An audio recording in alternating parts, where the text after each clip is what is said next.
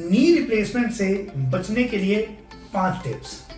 सबसे पहला, reduce your weight. आप अपने वजन को कम कीजिए। तो ये हमेशा देखा गया है कि जो अपर बॉडी का वेट है वो हमारे घुटनों के ऊपर पड़ता है जब हम चलते हैं। अगर आपका वेट ओवरऑल कम है तो हमारे घुटनों के ऊपर जो लोड है वो कम पड़ेगा। तो लोड कम पड़ने से उनका जो कार्टिलेज है वो लॉस भी कम होगा। अगर आपका अपर बॉडी का वेट ज़्यादा है तो उसका का सारा खामियाजा आपके घुटने को भरना पड़ेगा। तो ऐसे में जो घुटने की लोडिंग है वो बहुत ज़्यादा बढ़ जाती है और घुटने का कार्टिलेज होना भी शुरू हो जाता है। तो आप अपने वेट को हमेशा रिड्यूस या कम करके रखिए और आपके घुटने हमेशा बचे रहेंगे।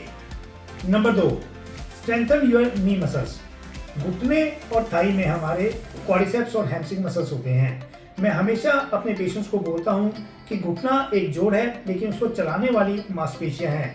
अगर आपकी मांसपेशियां मजबूत होंगी तो वो आपको घुटने को मजबूती प्रदान करेगी। मांसपेशियां मजबूत होने से आपके चलने फिरने की स्पीड, सीढ़ियां चढ़ने की स्पीड बहुत ज़्यादा बढ़ जाएगी और आपके घुटने का जो कार्टिलेज है वो भी बचा रहेगा। Number 3, take proper diet and hydrate your body. हमेशा मैं अपने पेशेंट्स को बोलता हूं कि आपकी जो डाइट है वो बहुत इंपॉर्टेंट है आपकी ओवरऑल बॉडी के लिए।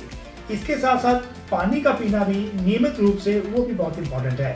अगर हम डाइट की बात करें तो आपको फल फ्रूट, सब्जियां, प्रोटीन रिच डाइट ये बहुत ही इंपॉर्टेंट है। तो मैं हमेशा अपने वेजिटेरियन पेशेंट्स को बोलता हूं कि आप चना ले सकते हैं, राजमा ले सकते हैं, लोबिया ले सकते हैं, सीड्स खा सकते हैं, पनीर का सेवन कीजिए, ब्रोकली खाइए और बहुत सारी ऐसी चीज़ें हैं जिससे आपकी बॉडी बहुत ही ज़्यादा इम्प्रूव हो जाएगी। इसके साथ साथ आप सही तरीके से पानी को भी पीजिए। तो हमेशा कम से कम 2 लीटर का जो पानी है वो हमारे पेशेंट को पीना चाहिए ताकि बॉडी हमारी हाइड्रेट होती रहे। 4th सिम्टम, अगर आपको अभी नी पेन की स्टार्टिंग है तो आपको ऐसे काम नहीं करने चाहिए जिससे आपके घुटने के ऊपर लोडिंग या वजन ज़्यादा पड़े, जैसे कि आलती पालती मारना, उकड़ू बैठना, सीढ़ियाँ चढ़ना या लंजेस करना। तो ऐसी जो एक्टिविटीज़ हैं जिसके ऊपर घुटने की लोडिंग बढ़ जाती है, ऐसी एक्टिविटी से आप अवॉइड कीजिए और आप अपनी घुटने की लाइफ को बढ़ाइए।